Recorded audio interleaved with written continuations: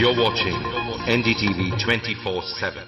बताया जा रहा है कि यहाँ पे और 12 जगहों पे जो लाश मिली है वो सब स्लीपर सेल के हैं। 12 men who have been shot are all sleeper cells. Neither the police nor the defense have announced their role in this. For the first time in each of the victims, however, have been identified as terrorists, and there are bombs in each of their bags. Sleeper cells ఉపయోగించిన cell phones అన్ని satellite ద్వారా కూడా వాళ్ళున్న స్థావరాల్ని కనిపెట్టలేని అత్యంత ఆధునిక సాంకేతిక పరిజ్ఞానంతో కూడుకున్నవి. Sir, ఈనాడు యావత్ ప్రపంచాన్ని బెదిరిస్తూ ప్రశ్నార్థకంగా మారింది స్లీపర్ సెల్స్. అసలు ఈ స్లీపర్ సెల్స్ అంటే ఏమిటి? ఎవరు? తీవ్రవాదం ఎక్కడెక్కడ సవాలుగా తయారైందో అక్కడ స్లీపర్ సెల్స్ ఎక్కువయ్యాయి. వాళ్ళు ఎక్కడున్నారో తెలియదు. ఎందుకంటే ఈ 12 మంది వ్యక్తులు సామాన్య ప్రజలతో కలిసి బతికిన వాళ్లే. దేశం మీద, ప్రభుత్వం మీద ద్వేషం ఉన్నవాళ్లు, ప్రతీకార వాంఛ ఉన్నవాళ్లు ఎన్నో సంవత్సరాలుగా వాళ్ళని కల్టివేట్ చేసి వాళ్ళ కోపతాపాలను, పగ తీర్చుకునే భావాలను ఉగ్రవాదానికి ఉపయోగపరుచుకుంటున్నారు. సెప్టెంబర్ 11 తర్వాత అమెరికాలో అలాంటి సంఘటన ఏదీ జరగలేదు.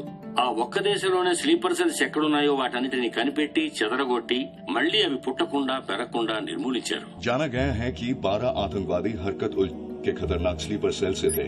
ये हैं आतंकवादियों के नाम: उम्र 32, उम्र 29, उम्र 33, उम्र 34, उम्र 31.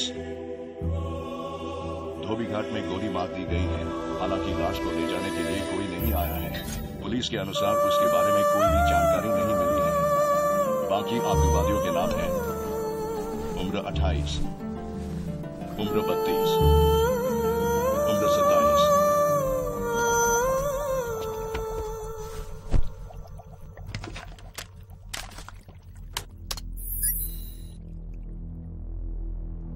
ఈ పని ఎవరు చేశారు? ఇంతవరకు తెలియదు. పోలీసులకి ఆచూకీ దొరకలేదు.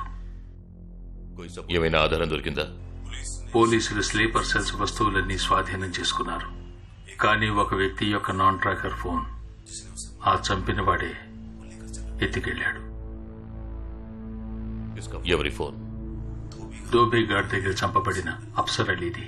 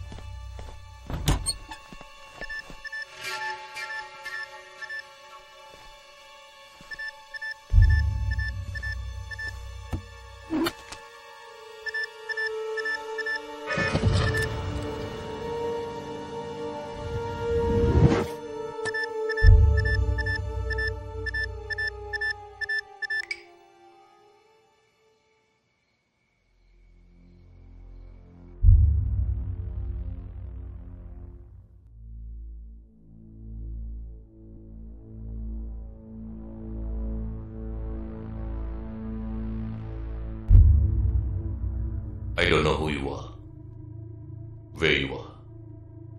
You've killed my 12 men, including my brother. I am coming for you. But once I get to you, I will kill you. I'm waiting. అదొక మ్యాటర్. మ్యాటర్ అంటే తెలీదా? సరే, నీ ఫోన్లో నెట్ ఉందా?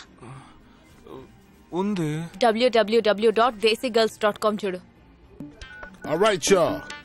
Check this out.